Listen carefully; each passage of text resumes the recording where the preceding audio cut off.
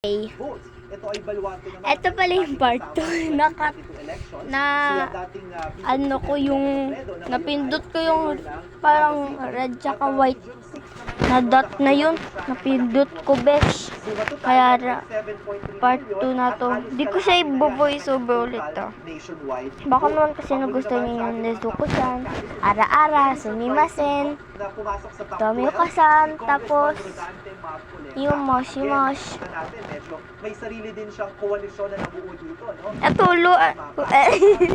Actually, bago tayo pumunta dito, no? Isa sa Gojo Sensei! boto ni Congressman Marcoleta ay syempre ay Solid South. Masyadong girly voice siya, pero si Yuji. Mahigit 5 million votes ang nanggaling sa Mindanao. Running like a dog away from Yuji, huh? Siguro yung nakakagulat kasi alam It's not Megumi, it's Nobara, okay?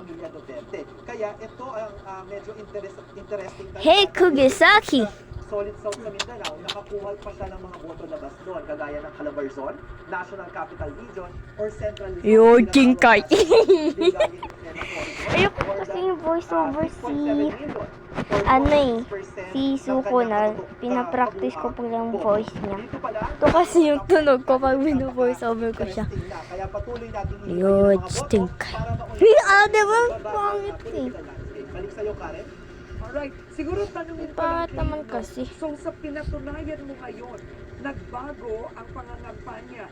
Hindi lang mahalaga yung tinatawag Tsaka, nila sacred ewan. na Lucena to Lingayen or that certain corridor. You can build coalitions sa ngayon, iba't ibang nakalimutan lugar. ko yung pangalan niya. Tama ka dyan, Karen, no? Maaaring yung Lingayen-Lucena Corridor, yan ay nag-deliver, halimbawa kay dating Senador Bang Aquino, pero makikita natin na maaari ka din bumuo pa ng ibang tipo ng koalisyon. Balik sa'yo, Karen. Maraming salamat, Clive Arguelles ng WR Numero. Sa pagbabalik ng TV Patrol, halalan sa Lanao del Sur, matagpuan. Gusto niyo ba ulitin ko yung Nezuko-chan? Kasi kaboses ko na kaboses te. Pati yung kay Shinobu. Tuloy-tuloy pa rin ang ating Mashi. pagbabalik ng TV Patrol. Desk-chan! No cheat. Wala akong hawak. Wala yan. Naglalaro lang ako dyan. Tapos bigla akong minto. Kasi tinatamad na ako maglaro. Kaya nag-video na lang ako. Ito kasi